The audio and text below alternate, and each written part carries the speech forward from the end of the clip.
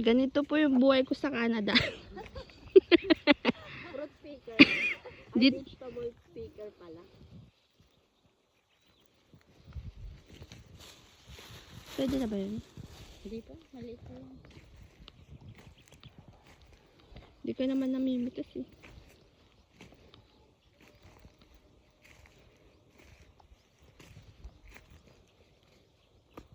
Kami na lang ba eh. Papanoorin ko naman kayo dito.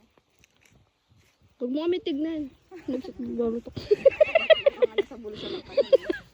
Puno-puno yun. Sabi nga ni ate niya, isang sako daw eh.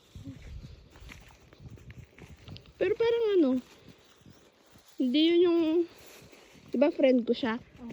Nagpagupit ba siya? Oo, nagpariban siya. Ayun. Saan?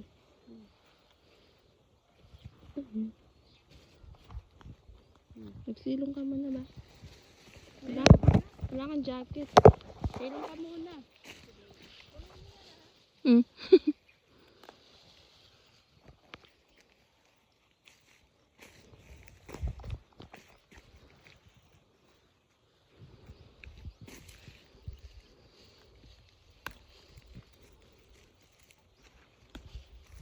Bigyan natin sila, Ella. Ba't sila mama ko? Mahal din. Alam ko mahal yung ganito eh. Mas mahal.